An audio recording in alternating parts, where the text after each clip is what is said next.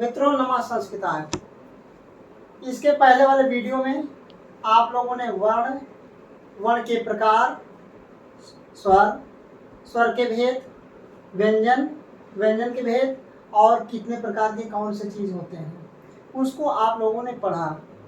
अब हम देखेंगे कि वर्णों को बोलने में हमारा उच्चारण स्थान क्या है। इसलिए आज हम उच्चारण स्थान के विषय में पढ़ेंगे। तो उच्चारण स्थान,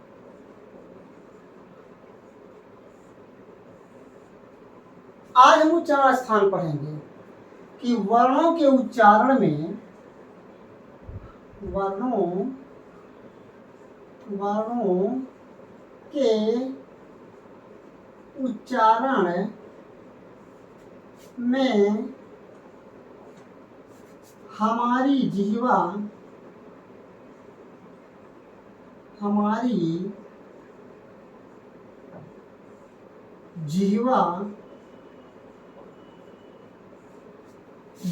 या जीभ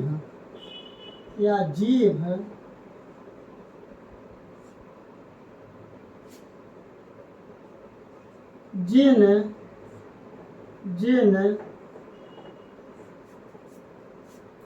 स्थानों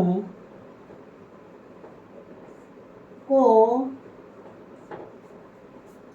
छूती है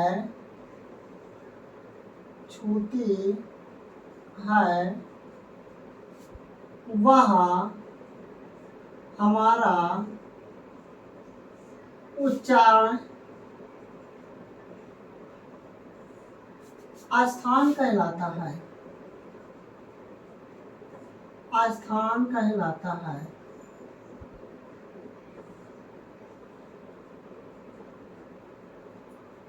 यदि पूछा जाए कि उच्चारण स्थान किसे कहते हैं, कई वर्णों के उच्चारण करने में हमारी जीभ की महत्वपूर्ण भूमिका होती है। तो वो यदि वर्णों को बोल रहे हैं तो हमारी जीभ कहाँ कहाँ छू रही है और जहाँ जहाँ पर छुएगी वही हमारा उच्चारण स्थान होगा। तो इसलिए वर्णों के उच्चारण में हमारी जिह्वा या जीभ जिन मुंह के जिन स्थानों को छूती है वह स्थान ही हमारा उच्चारण स्थान कहलाता है। अब उच्चारण स्थान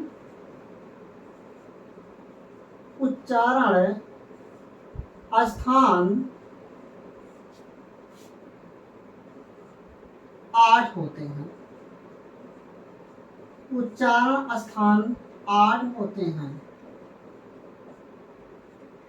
यह डॉक्टर बाबूराम सक्सेना के अनुसार सिद्ध किया गया है कि उच्चारण स्थान 8 प्रकार के होते हैं, 8 स्थान होते हैं, लेकिन कहीं कहीं 9 मिलेंगे और कहीं कहीं 10 मिलेंगे, लेकिन जो 8 हैं ये 8 सर्वमान्य हैं। अब देखना है कि कौन कौन से वर्ण कंठ से बोले जाते हैं, कौन कौन वर्ण तालु से बोले जाते हैं, कौन कौन वर्ण मूर्धा से बोले जाते हैं। आज हम समझेंगे कि कैसे बोले जाते हैं।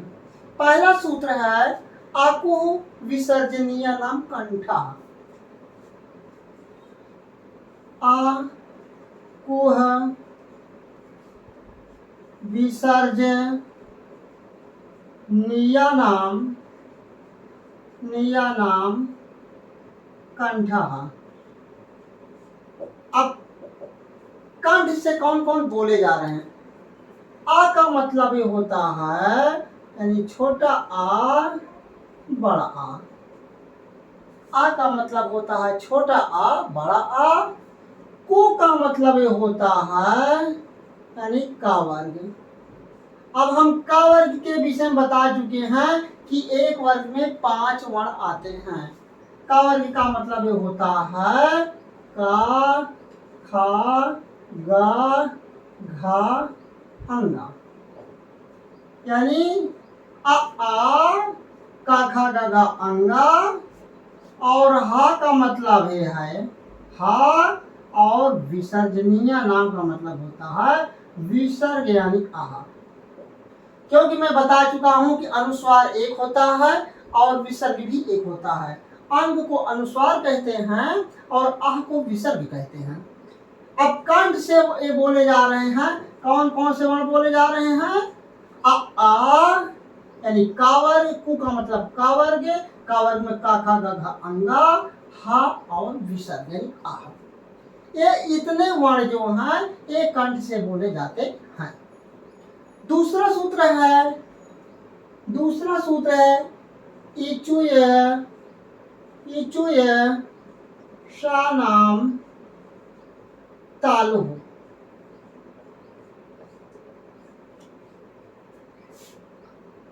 इचुय शानाम तालु। अब तालु से कौन कौन वर्ड बोले जा रहे हैं? भाई कंठ कहाँ होता है? ये आ तो आप देखेंगे यहाँ पर कुछ झनझनाहट की आवाज होगी, तो ये आप जान लीजिए कि कंठ से ही बोले जाए। का, खा, गा, घा, अंगा, ये हमारे कंठ से बोले जा रहे हैं। हा कहेंगे, आह कहेंगे भी कंठ से बोले जाएंगे। और दूसरा है तालु से बोला। तालु कहाँ होता है? मुंह में एक ऊपर होता है तालु, एक नीचे होता है तालु। तो हम इन वर्णों का उच्चारण स्थान जब करेंगे तो हमारी जीभ जो है तालु को छुएगी। तालु जो होती है नीचे के स्थान पर। जैसे ई का मतलब होता है छोटी ई, बड़ी ई। और चू का मतलब, जैसे कु का मतलब का वर्ग, तो उसी प्रकार चू का मतलब चा वर्ग। चा वर्ग में कौन कौन वर्ण आएंगे? 5 वर्ण आएंगे। जैसे इसमें कु में का वर्ग का खा गा घा अंगा, तो उसी प्रकार इसमें चा वर्ग यानी चा, छा, जा, झा, इया। और या है, या भी है, तो या भी तालु से। और श है यानी शरीफा वाला जो श होता है, ये भी तालु से बोला जाता है। यानी ई चा वर्ग चा, छा, जा, झा, इया, या और शरीफा, ये वर्ण जो है तालु से बोले जाते हैं। अब तीसरा है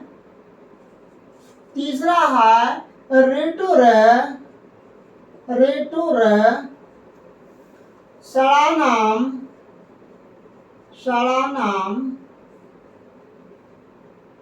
मूर्धा। अब देखना है मूर्धा से कौन कौन बोले जाते हैं। मूर्धा का मतलब ये होता है कि जब हम कुछ ऐसे वर्ण हैं कि जिनको हम बोलेंगे तो हमारी जीभ जो है ये मुड़ जाएगी। तो री का मतलब होता है, यानी एक छोटी री होता है और दूसरा जो होता है बड़ी री होता है, यानी छोटी री, बड़ी री। और इसी प्रकार टू का मतलब होता है टा वर्ग। जैसे कु का मतलब का वर्ग में का खा गंगा, चू का मतलब चा, छा, जा, झा, इया। इसी प्रकार टा वर्ग में टू का मतलब होगा टा, ठा, डा, ढा, आ।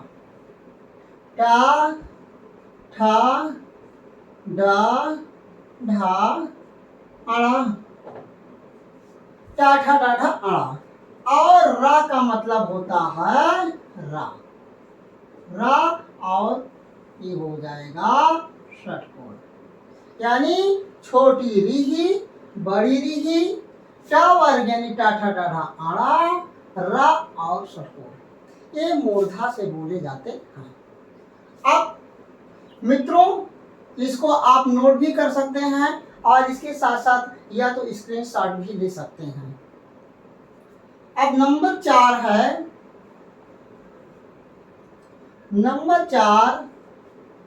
है ऋतुल सानम दंता। ऋतुल सा नाम दंता। ऋतुल सा नाम दंता। अब देखना है कि दांत से कौन कौन वर्ण बोले जाते हैं। दांत यानी दांत, संस्कृत में दंत कहते हैं, हिंदी में दांत कहते हैं। अब दांत से कुछ ऐसे वर्ण हैं कि जिनको बोलने में हमारी जीभ जो है ये दांत को टच करेगी। अब देखिए लरी है, लरी का मतलब होता है लरी, चाहे छोटी लरी करो चाहे बड़ी लरी। और तू का मतलब उसी प्रकार, तू का मतलब क्या होगा, यानी जैसे इसमें टा वर्ग, चा वर्ग, का वर्ग, तो इसका मतलब हो जाएगा ता वर्ग। ता वर्ग में कौन कौन बढ़ाएंगे? 5 वर्ण, वही चीज ता था दा धा ना, ता था दा धा ना।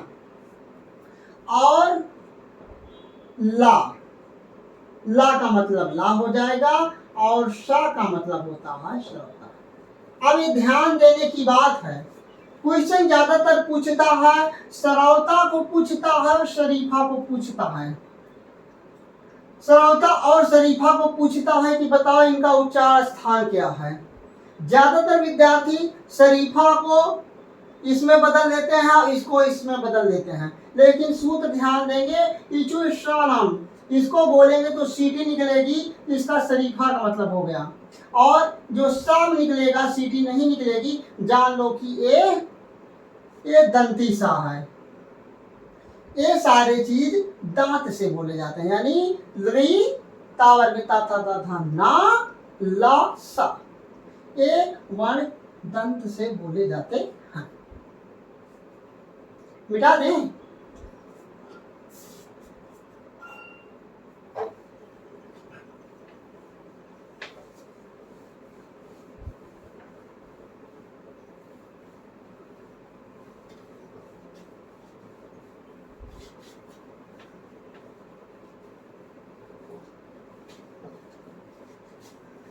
नंबर 5 देखिए,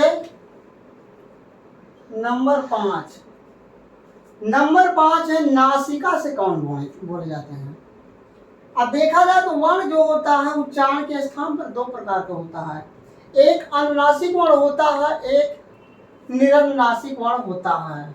अनुनासिक वर्ण वे होते हैं जिनका उच्चारण करने में मुंह और नाक दोनों की आवश्यकता होती है, वे अनुनासिक होते हैं। अननुनासिक वे वर्ण होते हैं जिनका उच्चारण केवल मुंह से ही होता है। अब देखिए नासिका, नासिका का मतलब मुंह से तो बोलना ही है, कोई भी वर्ण होगा तो बिना मुंह से बोले कोई वर्ण तो निकलेगा ही नहीं, लेकिन इन वर्णों को बोलने में मुंह और नाक दोनों की सहायता लेना पड़ेगी। इसका सूत्र है यम यम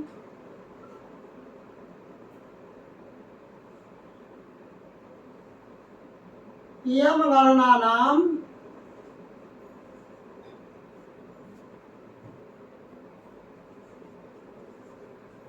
नासिका,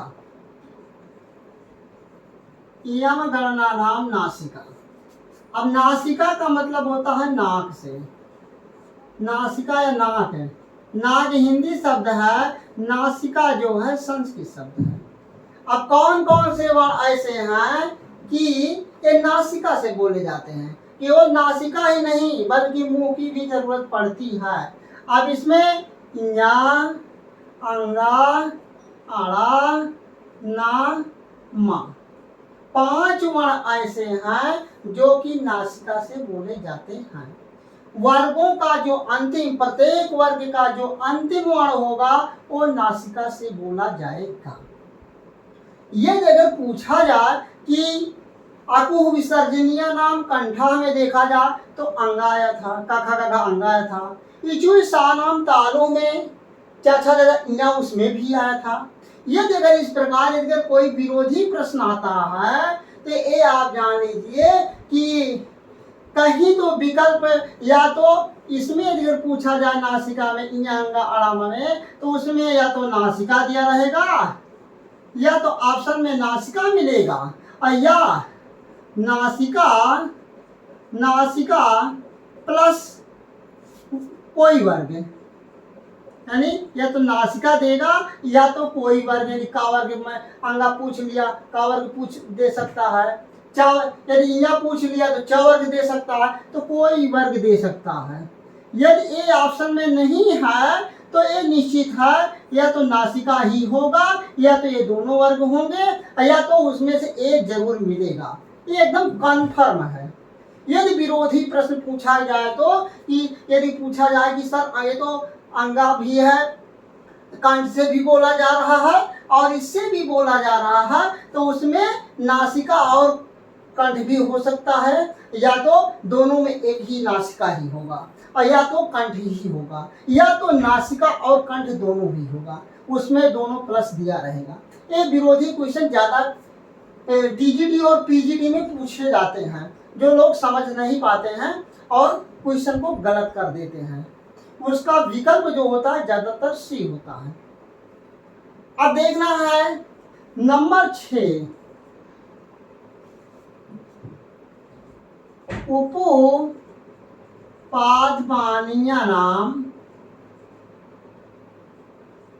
उपोपादमानीयानाम ओष्ठव। अब देखना है ओष्ठ से कौन कौन बोले जाते हैं। ओष्ठ से, अब देखना है ओष्ठ से कौन कौन वर्ड बोले जाते हैं। तो ऊ दिया गया है, तो छोटा ऊ और बड़ा ऊ, यानी छोटा ऊ और बड़ा ऊ। और पू का मतलब उसी प्रकार जैसे ऊ से का वर्ग, चू से चा वर्ग, टू से टा वर्ग, तू से ता वर्ग और पू से पा वर्ग। पा वर्ग का मतलब होगा यानी वही 5 वर्ण होंगे, यानी पा, फा, बा, भा, मा, यानी छोटा ऊ बड़ा ऊ, यानी पा वर्ग री पा फा बा भा मा। ये सारे वर्ण जो होते हैं ये ओठ से बोले जाते हैं। और नंबर 7, एदैतो कंठ तालु। जो ए और आय हैं, एदैतो सूत्र लिखिए, एदैतो कंठ तालु। अब देखना है कि कौन कौन से ऐसे वर्ण हैं कि दो दो स्थान से बोले जा रहे हैं। अब कंठ यानी कंठ प्लस तालु, अभी तक तो वर्ण ऐसे आए कि एक ही स्थान से बोले गए, लेकिन कुछ ऐसे वर्ण हैं कि 2 स्थान ले रहे हैं, दोनों को छू रहे हैं। इसमें कौन कौन है, यानी ए और आई। ऐसे वर्ण हैं जो कि कंठ और तालु दोनों से बोले जा रहे हैं। इसके अलावा कोई ऐसे वर्ण नहीं है। या तो यम गणना नाम नासिका में, इसमें तो विकल्प या तो ए होगा या तो ए जरूर होगा। लेकिन ए आई जो ऐसे वर्ण हैं कंठ और तालु दोनों से बोले जा रहे हैं। नंबर 8 जो है ओदावतो, कहीं कहीं ओदावतो रहेगा, कहीं कहीं ओदायतो रहता है। ओदायतो या ओदावतो दोनों मिलेगा। कंठोष्ठम, ओदावतो कंठ ओष्ठम। अब देखना है, अभी तक 2 वर्ण ऐसे मिले थे कि कंठ और तालु से बोले गए थे, लेकिन अब 2 वर्ण ऐसे मिलेंगे कि कंठ और ओष्ठ से मिलेंगे। यानी कहां से, कंठ प्लस ओष्ठ, यानी ये भी 2 स्थान को छू रहे हैं। कौन कौन है इसमें, ओ आओ। अब हम बताए हैं कि उच्चारण स्थान 8 ही होते हैं, लेकिन कहीं कहीं 9 मिलते हैं। 9 कहां से मानते हैं, 9 में जो होता है जिह्वा मूलीयस्य। जिह्वा मूलीयस्य इतना तो इम्पोर्टेंट है, ये सही है। लेकिन कभी कभी जहां पर 9 मान लेते हैं, तो 9 में अगर माना जाए तो इसका एक सूत्र और है। क्या है, जिह्वा मूलीयस्य। जिह्वा मूलीयस्य का मतलब होता है कि जिह्वा की जड़ से, जिह्वा की जड़ से, यानी कुछ ऐसे हैं जो कि जिह्वा की जड़, जीभ की जड़ से, मूल स्थान से बोले जाते हैं। और उनका स्थान, उनका जो चिन्ह होता है ऐसे करके होता, ऐसे कर देते हैं। लेकिन एक चीज नहीं पूछा जाता है, उच्चारण स्थान 8 ही प्रकार के होते हैं। आज का वीडियो यहाँ तक रहेगा, अगले वीडियो में फिर मिलेंगे। नमस्कार।